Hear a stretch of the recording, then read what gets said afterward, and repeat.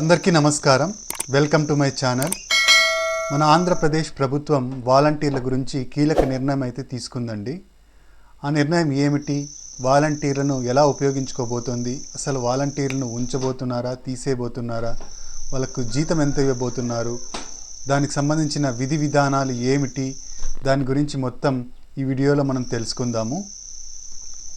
మీరు ఇంకా నా ఛానల్ని సబ్స్క్రైబ్ చేసుకున్నట్టయితే దయచేసి సబ్స్క్రైబ్ బటన్ పైన క్లిక్ చేసి గంట సింబల్ పైన ప్రెస్ చేసి తర్వాత ఆల్ పైన క్లిక్ చేయండి. దీనివల్ల నేను పెట్టే ప్రతి వీడియో యొక్క నోటిఫికేషన్ మీకు అందుతుంది.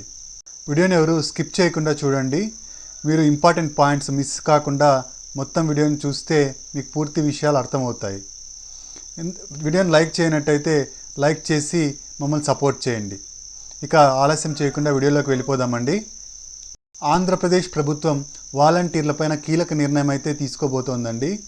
దీనికి సంబంధించిన విధి విధానాలు కూడా పూర్తి అయ్యాయి. దానికి సంబంధించి మొత్తం విధి విధానాలను కన్ఫామ్ అయితే చేయడం జరిగింది. ఈ విధి విధానాలు ఏంటి అంటే మొత్తం 3 కండిషన్స్తో వాలంటీర్ వ్యవస్థను కంటిన్యూ చేయాలని అయితే మన రాష్ట్ర ప్రభుత్వం యోచిస్తోందండి. తొందరలోనే దీనికి సంబంధించిన వార్త అయితే విడుదలయ్యే ఛాన్స్ ఉంది. మొత్తం రాష్ట్రమంతా ఈ వాలంటీర్ల వార్త కోసం ఎదురు చూస్తున్నారు. వాలంటీర్ల వ్యవస్థను పుంచుతారా లేదా అని అందరూ ఎదురు చూస్తున్నారండి ఉత్సాహంతో. ఇక 3 కండిషన్స్తో వాలంటీర్ వ్యవస్థను కొనసాగించబోతోందని మన ప్రభుత్వం. ఆ కండిషన్స్ ఏంటి, ఏ కండిషన్స్తో వాలంటీర్లను కొనసాగించబోతున్నారు అంటే మొదటగా వాలంటీర్లను గ్రామ సేవక్, వార్డు సేవక్గా పేర్లు మార్చబోతున్నారండి. అంటే ఇంతకుముందు గ్రామ వాలంటీరు, వార్డు వాలంటీర్గా ఉండేవాళ్ళు కదండి. ఆ గ్రామ వాలంటీరు, వార్డు వాలంటీర్ను గ్రామ సేవక్, వార్డు సేవక్గా మార్చబోతోందండి మన ప్రభుత్వం. వాలంటీర్లకు మినిమం క్వాలిఫికేషన్ డిగ్రీగా ఉంచబోతోందండి మన ప్రభుత్వం. ఇంతవరకు వాలంటీర్లకు క్వాలిఫికేషన్ ఎలా ఉన్నా ఇకపైన డిగ్రీ ఉంటే మాత్రమే వాలంటీర్గా మనము విధులు నిర్వర్తించడానికి వీలవుతుందన్నమాట. ఇది మొదటి కండిషన్ అండి.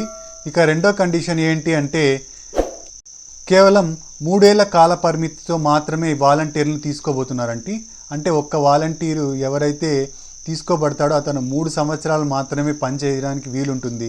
ఆ తర్వాత అతనికి అవకాశం అయితే ఉండదన్నమాట. అంటే అతని ప్లేస్లో ఇంకో వాలంటీర్ని తీసుకోవడం అయితే జరుగుతుంది. ఇది రెండో కండిషన్ అండి. ఇక మూడో కండిషన్ ఏంటంటే ఎవరైతే వాలంటీర్గా నియమించబడతారో వాళ్లకు ప్రభుత్వం స్కిల్స్ డెవలప్మెంట్ చేయడం జరుగుతుంది. 3 ఏళ్ల కాల పరిమితిలో వాళ్ళకు ఇష్టమున్న ఫీల్డ్లో వాళ్ళకు స్కిల్స్ డెవలప్ చేసి వాళ్ళను తయారైతే చేస్తారండి వేరే ఉద్యోగానికి వెళ్ళడానికి. ఇది మూడో కండిషన్. దీనివల్ల వాళ్ళు తమ కాళ్ళపైన తామే నిలబడి కొత్త ఉద్యోగాలను వెతుక్కోవడానికి అవకాశం అయితే ఉంటుందన్నమాట. ఈ 3 కండిషన్స్తో ప్రభుత్వం అయితే ఈ వాలంటీర్ వ్యవస్థను కంటిన్యూ చేయబోతోందండి. ఇంకా వాలంటీర్లకు 5,000 రూపాయలు ఉన్న జీతాన్ని ఇప్పుడు డబల్ చేయబోతోంది అని మన ప్రభుత్వం. దీన్ని 10,000కు పెంచబోతోంది. మన చంద్రబాబు నాయుడు గారు ఎన్నికల మేనిఫెస్టోలో ప్రకటించారు వాలంటీర్ల జీతాన్ని 10,000కు అయితే చేస్తామని. అలా ప్రకటించిన విధంగానే వాలంటీర్లకు జీతాన్ని 10,000కు అయితే పెంచబోతున్నారు. ఇంకా నా వీడియోని లైక్ చేయనట్టయితే దయచేసి లైక్ చేసి సబ్స్క్రిప్షన్ బటన్ పైన క్లిక్ చేయండి. మీరు చేసే ఒక లైక్, మీరు ఇచ్చే సబ్స్క్రిప్షను మాకెంతో ఎంకరేజింగ్గా ఉంటుందన్నమాట. ఇక రాజీనామా చేసిన 1,00,000 మంది వాలంటీర్లను విధుల్లోకి తీసుకోకూడదు అని అయితే ప్రభుత్వం నిర్ణయం తీసుకోబోతోందండి. దాని గురించి కసరత్తు అయితే జరుగుతోంది. వాళ్ళని తీసుకోవాలా లేదా అనేసి.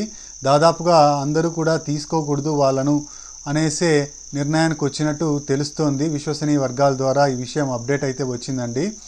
ఈ 1,00,000 మందికి అయితే మళ్ళీ ఈ ఛాన్స్ అయితే ఇవ్వడం జరగదనమాట. ఇక కొత్త వాళ్ళని తీసుకోవడానికి అవకాశం ఉంటుంది. ఇంతకుముందు 50 ఇళ్ళకి ఒక వాలంటీర్గా ఉండేవాడండి. ఇప్పుడు దాన్ని 100 ఇళ్లకు పెంచుతూ ప్రభుత్వం నిర్ణయం తీసుకోబోతోంది. అంతేకాదండి, మన వాలంటీర్ వ్యవస్థ ఇంతకుముందు సచివాలయం కింద పనిచేసేది. ఈ సచివాలయం కింద పనిచేస్తున్న వాలంటీర్ వ్యవస్థను పంచాయతీరాజ్ వ్యవస్థ కిందికి తీసుకురాబోతున్నారనమాట. ఇక పెన్షన్ డిస్ట్రిబ్యూషన్ను మన సచివాలయ సిబ్బంది సక్సెస్ఫుల్గా కంప్లీట్ చేశారండి గత నెలలో.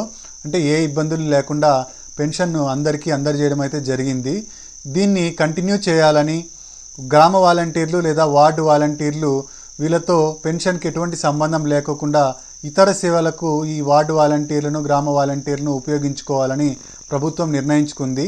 పెన్షన్లను ఇలాగే సచివాలయ సిబ్బంది ద్వారా ఇప్పించాలని, కంటిన్యూ చేయాలని, ఈ పద్ధతిని కంటిన్యూ చేయాలని ప్రభుత్వం నిర్ణయం అయితే తీసుకోబోతోందండి. ఇక గ్రామ సేవక్, వార్డు సేవకులు కొత్త పథకాలకు అప్లై చేయడానికి వాళ్ళకు విధులు ఇవ్వడం జరుగుతుందన్నమాట.